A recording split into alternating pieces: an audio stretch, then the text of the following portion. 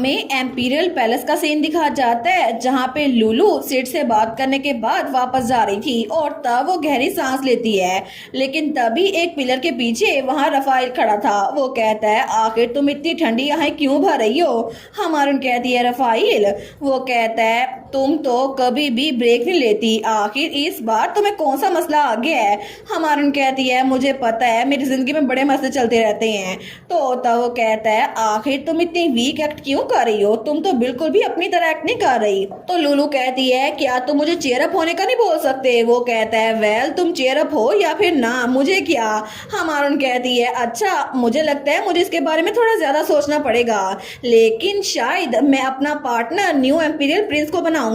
वो कहता है अच्छा लेकिन क्या तुम्हारा मतलब है, तुम्हें पता है ना इस बात का कि इससे क्या इम्प्लाई होगा। वो कहती है फेराथॉन फैमिली वो हमेशा सिर्फ अपने तक महदूद रही थी और हम लोग अभी तक बिल्कुल खामोशी से जीते आ रहे थे बिना आउटसाइड मैटर्स में इंटरफेयर किए, लेकिन अब टाइम आ गया है कि हम चीजों को चेंज करें। वो सोचती है क्योंकि ये बहुत ज्यादा इंपॉर्टेंट रीजन है जिसकी वजह से मैं कैपिटल में आई थी। तो तब रफाइल उसकी तरफ देखता है और तभी वो उसके बाल बिगाड़ने लग जाता है। तो लुलू कहती है रफाइल तुम क्या कर रहे हो।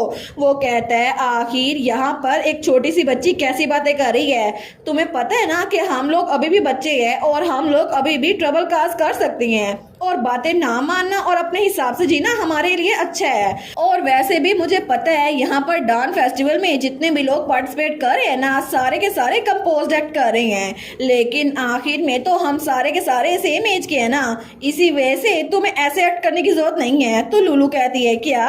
तो रफाइल कहता है एनीवेज मैं तुम्हें चीयर अप होने का नहीं बोल रहा, लेकिन हम लोग बच्चे हैं और बच्चों के हिसाब से हमें कभी कभार मसले खड़े कर देने चाहिए। तुम समझ रही हो ना मैं क्या कहने की कोशिश कर रहा हूँ। तो लुलू कहती है लेकिन तुम तो कभी कभार मसले खड़े नहीं करते, तुम तो हर वक्त ही मसले खड़े करते रहते हो। तो वो एक बार फिर से उसके बाल बिगाड़ने लग गया था। तो रफाइल कहता है एनीवेज मैं तुम्हें जो बता रहा हूँ ना उस बात पे फोकस करो, मैंने मसलों पे नहीं। वो सोचती है मेरे डैड ने भी मुझे डांस फेस्टिवल में पार्टिसिपेट करने की एक ही कंडीशन बताई थी, उन्होंने कहा था कि तुम मजे करना और अपने आप को एंजॉय करना। मैंने भी कहा था जी डैड मैं ऐसा ही करूंगी, लेकिन अपनी एज के किसी लड़के से ये बात सुनना थोड़ा अजीब लग रहा है। तो रफाइल उसको चेयर अप कर रहा था। वो सोचती है रफाइल ने मुझे बताया कि मैं अभी भी 10 साल की हूँ, हालांकि ये लुलू की बॉडी है लेकिन फिर भी। वो स्माइल करती है। वो सोचती है एक दोस्त का अपने साथ होना कितना ज़्यादा मीनिंगफुल होता है ना, और मुझे डांस फेस्टिवल में बहुत ज़्यादा अच्छे दोस्त मिले हैं और इसी वजह से मैं हमेशा ऐसे लोग को अपनी साइड पे रखूंगी क्योंकि मुझे आगे बढ़ना ही होगा अगर मुझे ऐसे लोग को अपनी साइड पे रखना है।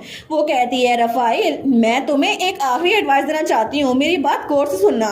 रफाइल कहता है क्या बात है। तो लुलू कहती है अगर फ्यूचर में तुम्हारी कोई गर्लफ्रेंड बनी ना तो उसके बाद ऐसे ना बिगाड़ना, वरना वो तुम्हें छोड़ के चली जाएगी और ये बात अपनी खोपड़ी में बसा लो। वो कहता है गर्लफ्रेंड मैं नहीं बनाने वाला किसी को। हमारून कहती है अच्छा तो मुझसे अभी मार खानी है। वो कहता है नहीं नहीं, लेकिन तभी उनके सामने बग्गी में वहां पर हमारी हीरोइन के डैड और उसके भाई और उसका ग्रैंडपा बैठे थे और सारे के सारे घूर के उसे देखते हैं। तो तभी जियोन कहता है तुम दोनों तो बड़े क्लोज लग रहे हो, क्या हम लोग थोड़ी देर बात करें। तो रफाइल तो डर गया था, वो जल्दी से वहां से भाग जाता है ताकि जिंदा बच सके, लेकिन तब दूसरी तरफ हमें एम्प्रेस का कमरा दिखाया जाता है। वो कहती है डांस फेस्टिवल में एम करना, सबकी अटेंशन को फोकस करना, लेकिन अडल्ट के मामले में ऐसे रिएक्ट करना ये तो कितना अजीब है। और वहां पे सिड के बारे में न्यूज़पेपर में खबर छप गई थी, इस बार इस जनरेशन की अरोरा का पार्टनर कौन बनेगा और एक और एम्पीरियल प्रिंस आ चुका है, क्या ये पावर बैलेंस में नया शिफ्ट है। तो एम्प्रेस को तो बड़ा गुस्सा चढ़ा था। वो कहती है एम्प्रेस तो बहुत ज्यादा डिटरमाइन है, आखिर वो उस प्रिंस को सबके सामने इंट्रोड्यूस कैसे करवा सकते हैं और आखिर तुम लोग अपना काम सही से क्यों नहीं करते। मुझे ये बताओ कि आखिर वो बच्चा बिल्कुल सही सलामत यहाँ पर एम्पीरियल पैलेस में कैसे लौट आया। तो उसके सामने दो एडवाइजर थे। वो कहते हैं हमें माफ कीजिएगा, हमें पता नहीं था कि ये सब कुछ होने वाला है। यहाँ पर डांस फेस्टिवल में काउंट चैशिया के अलावा किसी को नहीं पता था, इसी वजह से हमें पता पता नहीं चल सका। अगर वो लोग प्रॉपर फॉर्मल प्रोसीजर को फॉलो करते तो हम कभी भी पीछे बैठ के तमाशा ना देखते। तो एम्प्रेस चिल्ला कहती है अब ये सारा मैस फैल गया है तो तुम लोग इसके बाद ये बात कर रहे हो। और तुम लोग को याद है जब वो वहां से उस स्लेव ट्रेडर से भाग गया था तुम लोगों ने क्या बोला था? तुम लोगों ने कहा था कि वो अपनी सील को ब्रेक कर नहीं पाएगा, तो अगर वो भाग भी गया तो किसी बग की तरह होगा, लेकिन तब वो वहां पर कप नीचे फेंक देती है। तो वो लोग डरते हुए कहते हैं योर मैजेस्टी हमें माफ कीजिएगा, हमें लगा था ये मामला हल हो जाएगा लेकिन हमें थोड़ा टाइम दे। तो एम्प्रेस वहां पर सोफे पे बैठ गई थी। वो कहती है हमें उसे उसी वक्त मार देना चाहिए था पहले ही। तो उनमें से एक कहता है योर मैजेस्टी आपको भूलना नहीं चाहिए जो कोई भी एम्पीरियल फैमिली के डायरेक्ट डिसेंडेंट को मारेगा उसको कर्ज मिल जाएगा। एम्प्रेस कहती है बिल्कुल। वो सोचती है ये बात सच है, ना सिर्फ उसके डायरेक्ट मर्डर को बल्कि जिसने उसको मर्डर करने का ऑर्डर दिया उसको भी कर्ज मिल जाएगा। और इसी वजह से हम उसके लिए कुछ नहीं कर सकते थे कि उसे मार सकें, तो हमने उसकी बॉडी में उसकी पावर्स को सील कर दिया, उसकी बॉडी पे रेस्ट्रिक्शन बिठा दी। लेकिन वो कहती है अच्छा मुझे ये बताओ उस यंग लेडी फेथोन के बारे में क्या? ऑब्वियसली वो इस्तेमाल की पार्टनर बनेगी है ना? तो वो लोग कहते हैं असल में इस बार वो थोड़ी सी कॉशियस हो रही हैं क्योंकि यहाँ पर पॉलिटिकल इशू है। प्रिंस ने उनको फ्लावर्स भेजे थे लेकिन उनकी तरफ से कोई जवाब नहीं आया। तो एम्प्रेस वहाँ टेबल पर हाथ मारते हुए कहती है वो बदतमीज, मुझे लगा शायद मैं उसकी हिमायत करूंगी क्योंकि वो बहुत ज्यादा स्मार्ट है, लेकिन वो मेरे प्रिंस की सिंसियरिटी को इग्नोर कर रही है। मुझे तो वो लड़की पहले ही कभी पसंद नहीं थी, मैं तो उसको ह्यूमिलेट करना चाहती थी। उसने तो अफीलिया को भी ह्यूमिलेट किया जिसको मैंने वहां भेजा था। लेकिन ठीक है फेराथोन वो हमारे लिए मेरी प्रिंस की साइड पर बड़े हेल्पफुल साबित होंगे, तो मैं अपने प्राइड को साइड पर रख के ग्रेटर कॉज के लिए उसको यूज करूंगी। और तभी वो वहां पर उस न्यूज़पेपर को आग में फेंकती है। वो कहती है इसी वजह से जो कुछ भी इस कंट्री की एम्प्रेस चाहती है वो करके रहेगी और मैं अपने बेटे को क्राउन प्रिंस बना के रहूंगी। मैं एक बार फिर से इस नए प्रिंस को उसकी औकात याद दिला के रहूंगी क्योंकि ऐसा हो नहीं सकता मेरे बेटे के होते हुए यहाँ पर क्राउन प्रिंस बन जाए। और दूसरी तरफ हमें चेसिस मर्सनरी ग्रुप दिखाया जाता है जहाँ पर ईचैन बैठा हुआ था और उसके सामने हमारी लुलू थी। वो कहता है गुड, इसके साथ ही हमारी नेगोशिएशन कंप्लीट हो गई है। तो लुलू वहाँ पे कुकीज खा रही थी, वो कुछ सोच रही थी। तो तब वो कहती है हे मैंने तुम्हें बताया था ना कि मेरी दोस्त एक पार्टी पे गई थी है ना? तो असल में मेरी दोस्त के बारे में मैं तुम्हें बता रही हूँ, मेरे बारे में नहीं है। वो कहता है हाँ हाँ बिल्कुल, तो मुझे बताओ तुम्हारी दोस्त के बारे में क्या? तो लुलू कहती है क्या तुम्हें याद है मैंने तुम्हें बताया था कि मेरी दोस्त उसने एक स्लेव को आजाद किया था लेकिन वापस में वो एक नोबल बन के आ गया और एक स्वॉर्ड मास्टर भी। और वो स्वॉर्ड मास्टर उसने कुछ दिनों पहले पार्टी में उससे अपना पार्टनर बनने के लिए कहा। इसका क्या मतलब हो सकता है? तो ईचैन कहता है आखिर इसका क्या मतलब हो सकता है? सिंपली इसका ये मतलब है ना कि वो उसके अंदर इंटरेस्टेड है, इसी वजह से उसे पार्टनर बनने के लिए बोला है। तो लुलू कहती है वेल सिचुएशन बड़ी कॉम्प्लिकेटेड है।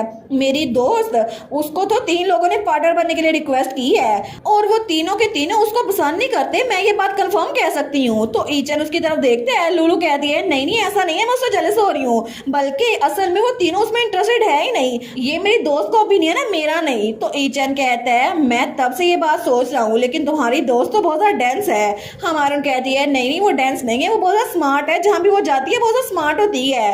लेकिन उन सब की अपनी अपनी वजह है। जिन लोगों ने उसको प्रपोज किया है ना अपना पार्टनर बनने के लिए, उनमें से पहला वाला वो तो एक लोनर है जिसके कोई दोस्त नहीं है, तो उसे साइड पे धकेल देते हैं।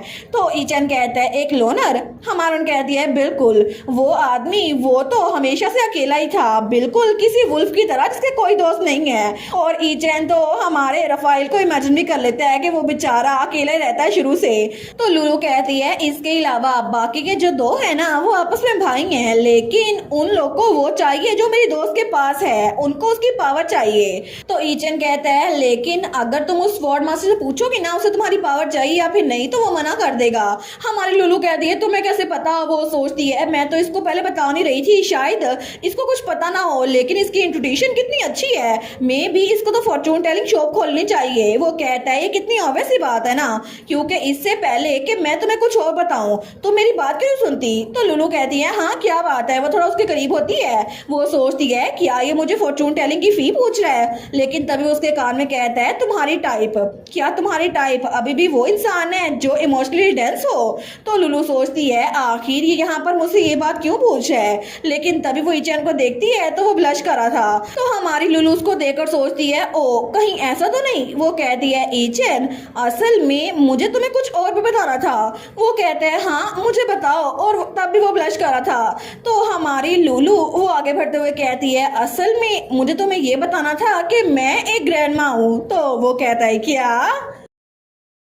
और इसी के साथ ये वाला पार्ट यहीं पर ख़त्म। तो आप लोग बताइएगा आप लोग को ये पार्ट कैसा लगा, और वीडियो को लाइक और चैनल को सब्सक्राइब लाजमी कीजिएगा। बाकी वीडियोस का लिंक भी स्क्रीन पर नज़र आ रहा होगा, तो काइंडली उनको भी चेकआउट कर ले। और thank you so much for watching my videos. Stay safe, bye bye.